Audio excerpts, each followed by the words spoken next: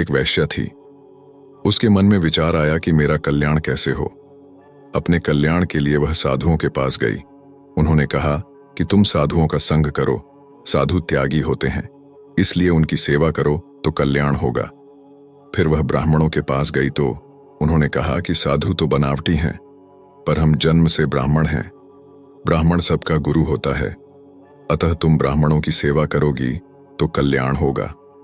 इसके बाद वह सन्यासियों के पास गई तो उन्होंने कहा कि सन्यासी सब वर्णों का गुरु होता है, इसलिए उनकी सेवा करने से कल्याण होगा। फिर वह वैरागियों के पास गई तो उन्होंने कहा कि वैरागी सबसे तेज होता है, अतः उनकी सेवा करो तो कल्याण होगा।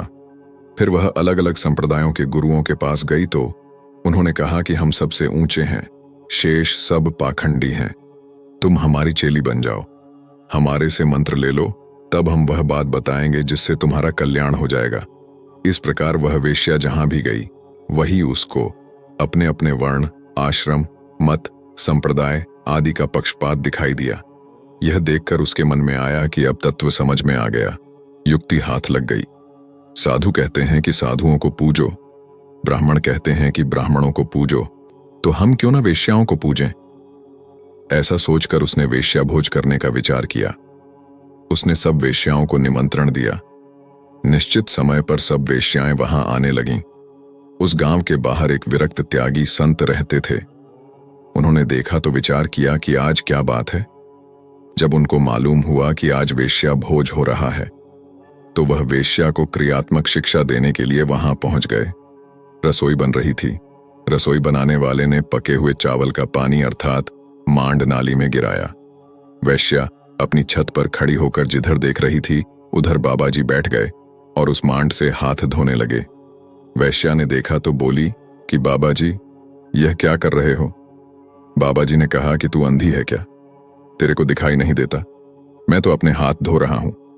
वैश्या ने बाबाजी को ऐसा करने से रोका तो वे माने नहीं। वेश्या उतरकर नीचे आई और बोली कि बाबाजी, यह चावलों का पानी है, इससे तो हाथ और मैले होंगे, आप साफ पानी से हाथ धो। बाबाजी ने कहा कि अगर इससे हाथ मैले हो जाएंगे तो क्या वैश्याएं ज्यादा साफ निर्मल हैं, जिससे इनकी सेवा से कल्याण हो जाएगा। हाथ मैले पानी से साफ होते हैं या साफ पानी से। यह सुनकर वेश्या को होश आया कि बाबाजी बात तो ठीक कहते हैं, तो फिर बाबा कल्याण कैसे होगा।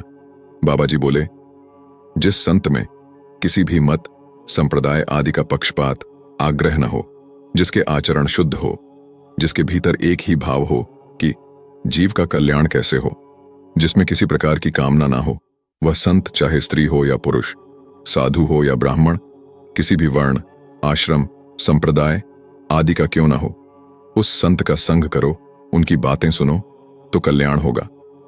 तात्पर्य यह हुआ कि जहां स्वार्थ और अभिमान होगा, भोग और संग्रह की इच्छा होगी, वहां आसुरी संपत्ति आएगी ही। जहां आसुरी संपत्ति आएगी वहां शांति नहीं रहेगी, प्रत्युत अशांति होगी, संघर्ष होगा, पतन होगा।